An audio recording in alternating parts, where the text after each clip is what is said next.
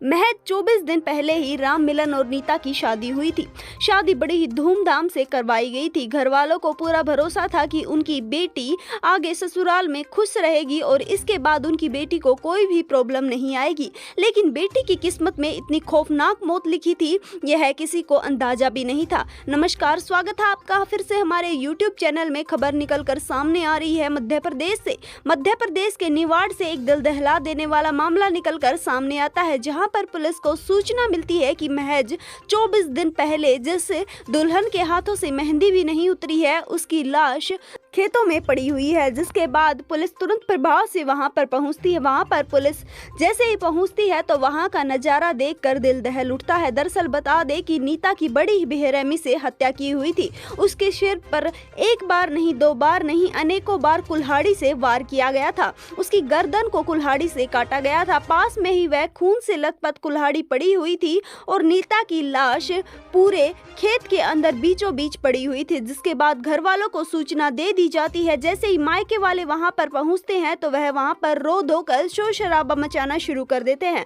Police को कोई भी अंदाजा नहीं था कि आखिरकार इतनी निर्मम हत्या कोई किसी की कैसे कर सकता है। जिसके बाद घर वालों से इसके बारे में पूछताछ करनी शुरू कर दी जाती है।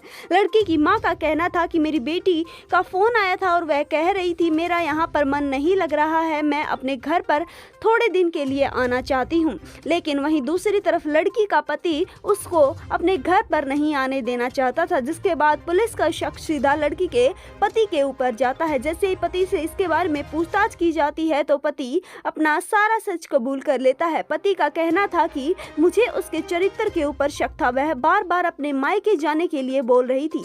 हालांकि नीता का यह भी कहना था कि उसका यहाँ पर मन नहीं लग रहा है, लेकिन मुझे उसके कैरेक्टर के ऊपर शक था, इसलिए मैंने अपनी पत्नी को फोन करके खेत में बुलाया ताकि वह घर पर यह बोल कर आए कि मैं खेत में जा रही हूं और यहाँ मैंने अपने 3 दोस्तों के साथ मिलकर कुल्हाड़ी से गर्दन काटकर अपनी पत्नी की हत्या कर दी। जैसे ही यह बात गांव में फैलती है तो हर कोई हैरान रह जाता है। यह गांव का वही लड़का था जो किसी के साथ कभी लड़ाई झगड़ा भी नहीं किया करता था और आज इसने इतनी बेरहमी से अपनी पत्नी की हत्या कर दी। हालांकि पुलिस का कहना है कि राम मिलन और उसके 3 दोस्तों को फिलहाल गिरफ्तार कर लिया गया है। नीता की लाश का पोस्टमार्टम करवाया जा रहा है। घर वालों का रो रो कर बुरा हाल है। 2 दिन पहले ही ऐसा मामला दिल्ली से निकल कर आया था, जहाँ पर अंजलि नाम की लड़की की बड़ी ही बेरहमी से सिर्फ 15 दिन बाद ही हत्या कर दी जाती है। ऐसे मामले दिन ब दिन हमारे देश में बढ़ते जा रहे हैं, इसलिए आप भी सेफ रहिए, सुरक्षित रहिए।